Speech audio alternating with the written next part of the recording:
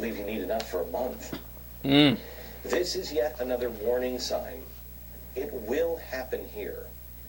If the ATM would go down in your city or in our country, and the banks had to close because of an emergency, will you be prepared? It has happened before. It happened the last time the progressives tried a utopia.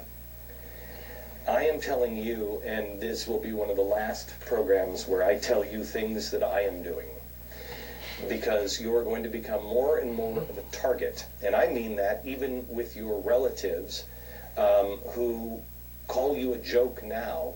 They will come. Drowning people pull others under the water. I wouldn't tell anyone outside of your closest circle. I wouldn't, no, let me change that. I wouldn't tell anyone who isn't doing it already. I wouldn't tell anyone except your close family members. And I mean immediate family, your children. The last thing you want to be known as is someone with cash on hand when all of the banks are closed. The world will change, and this will come to America. All right, so clearly he's making no sense. He's telling people to hoard money, etc. But let me tell you why this clip is actually a little bit more telling than it appears to be.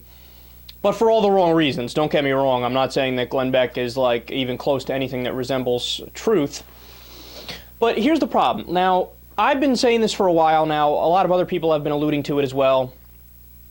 The growth that we have right now in terms of the stock market is unsustainable. Now, in 2010, 93% of the income gains went to the top 1%, which means during the recovery, the bottom 99% was still in recession. Did you know last year, 121% of the income gains went to the top 1%. Now, I know you're probably saying, how's that possible? You can't get over 100%. You know what that means? We actually had a decrease. We had an increase in debt, a decrease in our average wage and our median wage, and the top 1% saw an increase. So this entire thing about we have a recovery and the stock market's at an all-time high, it's bullshit. If you look at the median wage for a middle-class family, it's been dropping steadily since the 1980s under Republicans and Democrats, right? And then when you add on top of that the fact that we have this tremendous unregulated marketplace of derivatives, which is basically casino capitalist bets on top of bets on top of bets, right?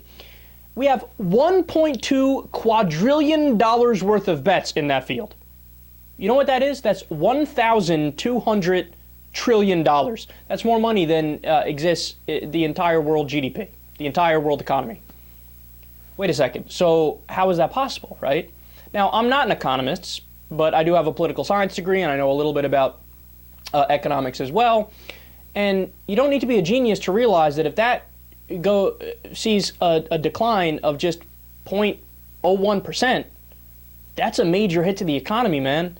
And it's largely unregulated. And that's one area where there could be a disastrous economic decline. Another area is the student loan debt crisis. Now, that's got far surpassed credit card debt at this point. It's a major problem. You have people paying off their student loans into their 50s, right? It's just flat out unaffordable.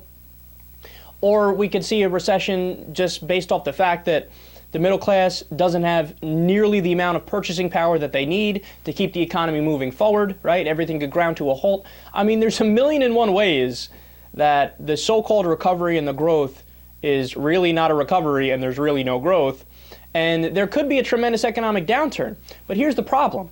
The problem is that when it does happen, it won't be that, oh, we had Barack Obama and he took us too far to the left into too much progressive policies. No, the problem is going to be that Barack Obama was largely like George Bush and the Republicans and had way too far right-wing policies. I mean, Dodd-Frank was a joke. It hardly did any regulation at all. It was super weak. They didn't put back in place Glass-Steagall, which separated investment banks from commercial banks and made it so that they can't make casino capitalist bets with the money we use that we put in the bank, right? It was the most common sense law ever. It was repealed under Bill Clinton. It's still a major problem that it's not back in place, right?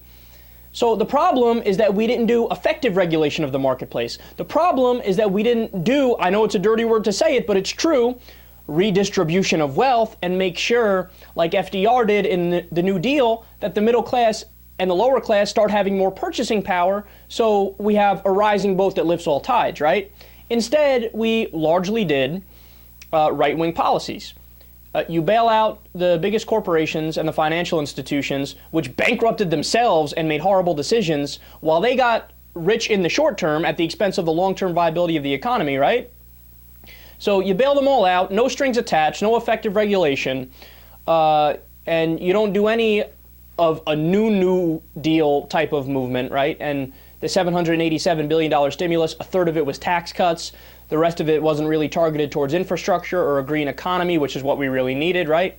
So the problem is that Obama is too far right-wing, not that he's too far left-wing. But Beck and his cohorts, if/when we do see another economic downturn, whether it's very soon or 5 or 10 years off in the future, they're going to blame it on Democratic policies. And they're going to say, oh, would you look at that? We need to start voting in all Republicans, who will then exacerbate the problem further. So make no mistake, Glenn Beck may be right in the long term that something horrible is going to happen to our economy. But if he is right, it's going to be for all of the wrong reasons, and it will not be vindication of him.